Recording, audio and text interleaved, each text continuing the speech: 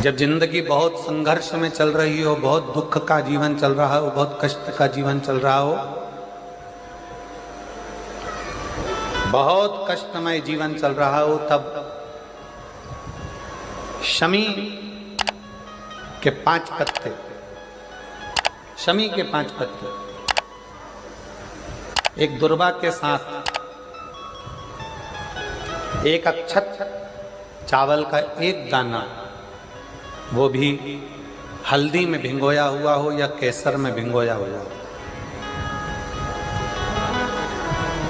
शमी पत्र 5, एक दुर्वा, एक चावल का दाना, जो दिल से हृदय से बेलपत्री के वृक्ष के नीचे पार्थिव लिंग का निर्माण कर कर मट्टी का शिवलिंग बनाकर प्रदोष काल में, मतलब शाम के समय पर शिवलिंग बनाकर उस पे जल चढ़ाकर, जो ये 5 शमी का पत्र, एक दुर्वा और एक चावल का दाना, अपनी कामना कर कर जो दुख चल रहा है बाबा से विनय कर कर एक एक पत्ता जब समर्पित कर दे, फिर एक दुर्वा समर्पित कर दे, फिर एक चावल का दाना समर्पित कर दे और बाबा का वहीं पर पुनः विसर्जन कर दे, 3 महीना तो जाने दो, 15 दिन के अंदर वो दुख कटता जरूर है, चाहे कोई भी दुख, किसी भी तरह का दुख क्यों नहीं। एक बेलपत्र के वृक्ष की परिक्रमा करने वाले को हजारों अश्वमेध यज्ञ का फल प्राप्त हो जाता है, हजारों अश्वमेध यज्ञ का फल प्राप्त हो जाता है। उसी तरह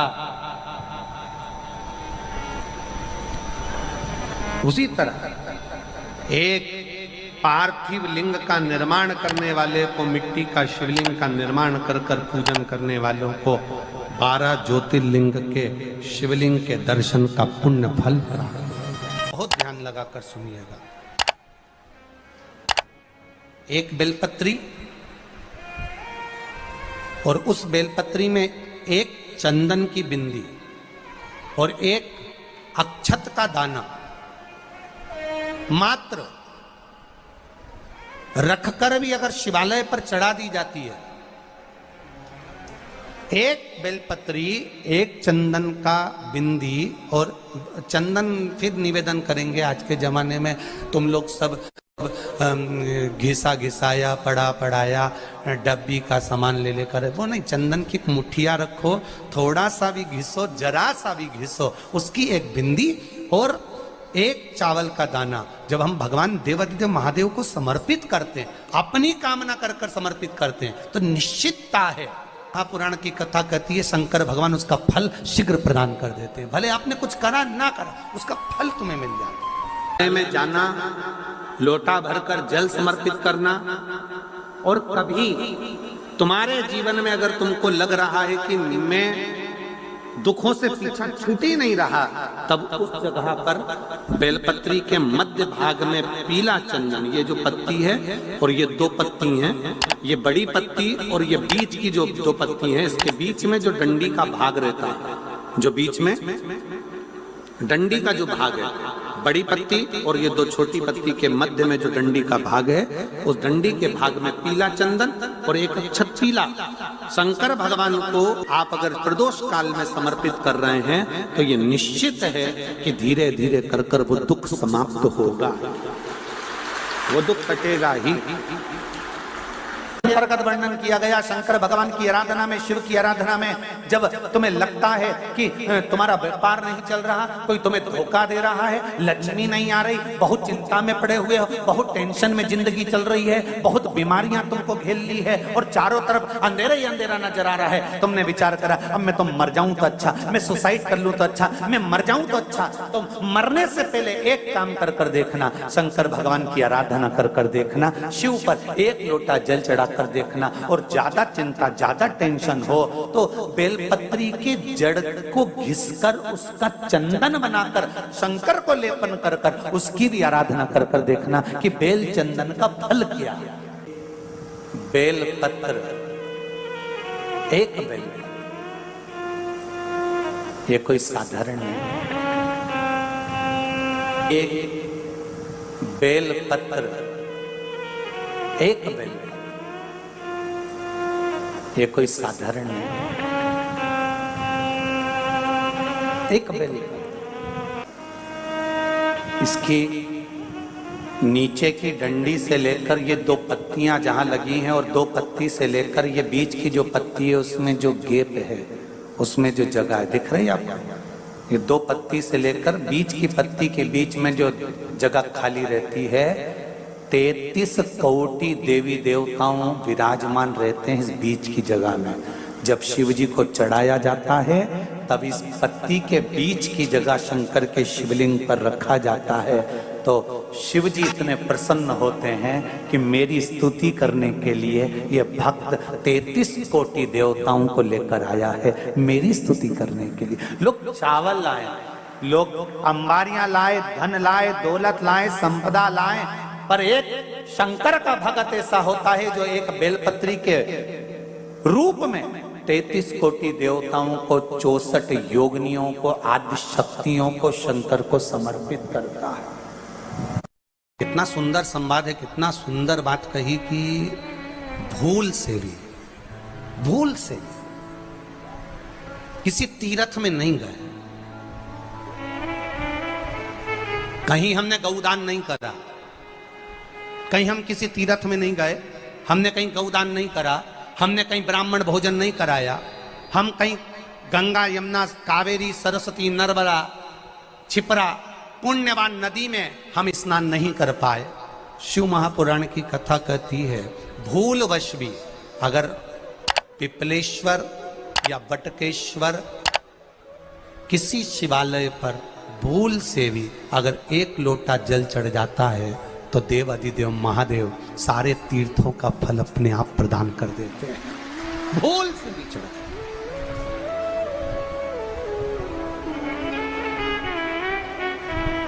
एकांतेश्वर महादेव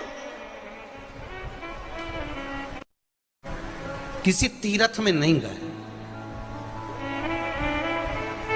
कहीं हमने गौदान नहीं करा, कहीं हम किसी तीर्थ में नहीं गए, हमने कहीं गौदान नहीं करा, हमने कहीं ब्राह्मण भोजन नहीं कराया, हम कहीं गंगा यमुना कावेरी सरस्वती नर्मदा छिपरा पुण्यवान नदी में हम स्नान नहीं कर पाए। शिव महापुराण की कथा कहती है भूलवश भी अगर पिपलेश्वर या बटकेश्वर किसी शिवालय पर भूल से भी अगर एक लोटा जल चढ़ जाता है तो देव अधिदेव महादेव सारे तीर्थों का फल अपने आप प्रदान कर देते हैं। भूल से भी चढ़,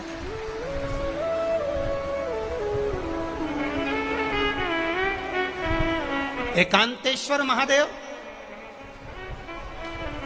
जो कि एकांत में बैठा हुआ है, एकांतेश्वर महादेव अकेला बैठा है अलमस्त होकर।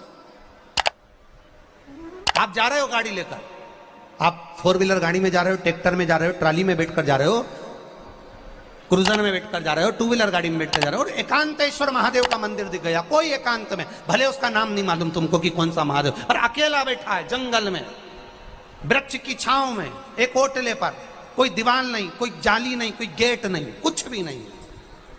ये शिव मंदिर में जाकर एक लोटा जल समर्पित करती थी और शास्त्र कहता है कि शंकर के मंदिर में अगर एक लोटा जल कोई एक परिवार का व्यक्ति भी समर्पित कर रहा है तो समझ लेना कि वो अपनी 71 पीढ़ी को पार लगा रहा है। वो अकेला नहीं, 71 पीढ़ी को पार लगा रहा है। शिव महापुराण की कथा कहती है जब बच्चा गर्भ में आता है, माता के गर्भ में जब संतान आती है और माता के गर्भ में जब संतान रहती है, उस 9 महीने में स्त्री नारी अगर कहीं शंकर के मंदिर के सामने से निकल जाए या शिवालय का जल स्त्री को मिला हो या शंकर भगवान का कोई प्रसाद या शंकर भगवान का कोई नाम जाप या शंकर भगवान का कोई मंत्र जाप उस स्त्री के कानों में पहुंच जाए तो जो गर्भ में बच्चा होता है वो बच्चा शंकर की कथा तक या शिवालय तक उसको बिना बोले ही वो अपने आप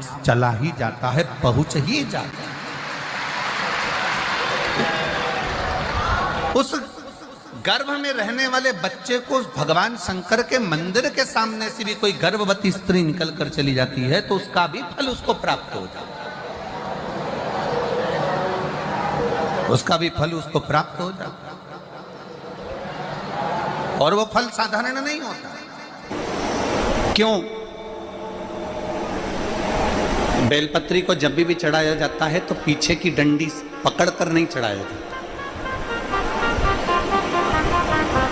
बेलपत्री को चढ़ाने के लिए मध्य भाग को, जैसे यह बेलपत्र होता है तो इसका मध्य की जो डंडी होती है, मध्य भाग होता है बेलपत्री का, तब मध्य भाग को पकड़कर हम भगवान शंकर को बेलपत्र समर्पित करते हैं। कोई भी बेलपत्र ऐसे नहीं चढ़ाता कि डंडी पकड़ के चढ़ा दिया, फिर पीछे की डंडी पकड़ के चढ़ा दिया, फिर पीछे की डंडी पकड़ के चढ़ा दिया, फिर डंडी पकड़ा, फिर चढ़ा दिया ना। मेरे देवादिदेव महादेव को जब भी बेलपत्र चढ़ाया जाता है तो मध्य भाग, पीछे की डंडी पकड़कर नहीं, मध्य भाग से भगवान शंकर को बेलपत्र समर्पित किया जाता है। मध्य भाग से जब भी पकड़ेंगे तो मध्य भाग को पकड़कर बेलपत्र समर्पित करेंगे। क्यों?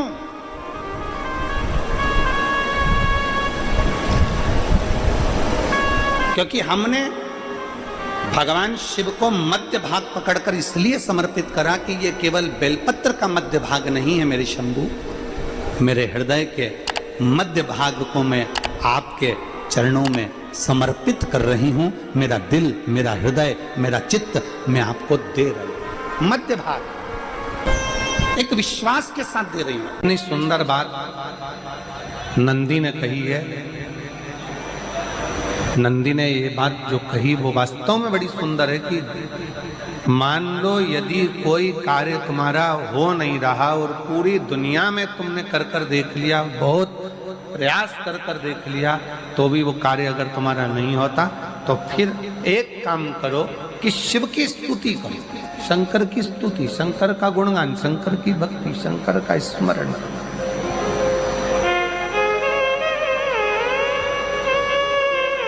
फिर शिव की स्तुति करिए, शंकर से विनय करिए, शंकर से निवेदन करिए, शंकर का गुणगान करिए।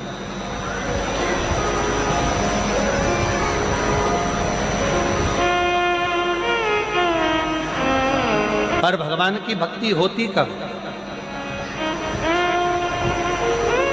जितने आस्था चैनल पर कथा सुन रहे हैं, जितने फेसबुक यूट्यूब पर कथा सुन रहे हैं, जितने पंडाल में बैठकर शिव भक्त कथा को रसपान कर रहे हैं, उनसे निवेदन करूंगा कि शंकर की भक्ति होती कब है, शंकर का स्मरण कब होता है, शंकर की भक्ति कब होती है, शंकर की कथा सुनने में मन कब लग सकता है? जब अपने भीतर की अभिमत्ता, अपने भीतर का अहम, अपने भीतर का अहंकार, अपने भीतर की आसक्ति, अपने भीतर का काम, अपने भीतर की तृष्णा जब दूर हो जाए तो समझो कि आप शिव में मन लगा बैठे। कितने सारे लोग बैठे हैं यहाँ पर कथा में, सब पंडालों के अंदर लोग शिव भक्त बैठे हुए हैं। कई लोग ऐसे भी होंगे जिनका आकर बैठ तो गए पर दिल नहीं लगता। दो जल व्यक्ति के जीवन को बदलते। कितने जल? जम के बोलो जरा। दो जल। एक देवादिदेव महादेव के लिए भरा गया एक लोटा जल और दूसरा है स्वयं के लिए भरा गया एक लोटा जल। यहाँ पर अगर बुजुर्ग मेरी माताएं बैठी होंगी, मेरी जीजियाँ बैठी हैं, मेरे जीजा बैठे हैं, बुजुर्ग जितनी माताएं बैठी हैं, वो पुराने समय का अगर लेख उठाकर देखेंगे तो पुराने समय के लोग भोजन करने बैठते थे ना, तो भोजन करने से पहले अपने पानी के लोटे को भरकर, अपना गिलास भरकर बैठते थे। किसी ने देखा है कि नहीं देखा? जम के बोलो जरा, देखा है आप लोगों ने?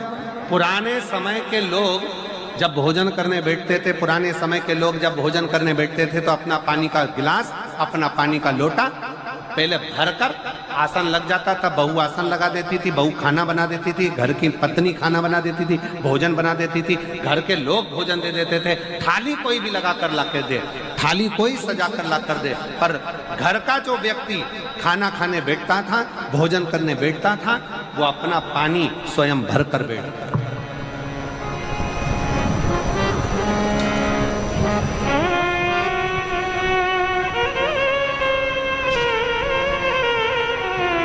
के जमाने में दुनिया के लोग कहते हैं मैं दुकान चला रहा हूं, दुनिया के लोग कहते हैं मैं घर चला रहा हूं, दुनिया के लोग कहते हैं मैं ये कर रहा हूं। तुम अपना खुद का पानी भरकर तो बैठ नहीं रहे और कह रहे हो कि घर चला रहा हूं। स्वयं का एक गिलास पानी व्यक्ति नहीं भर पा रहा। कितना सुंदर कहा है महाराज जी। बहुत सावधानी से सुनिएगा। दो जगह का जल व्यक्ति के जीवन को बदल देता है। एक शिव के लिए भरा गया जल और दूसरा स्वयं के लिए भरा गया जल। स्वयं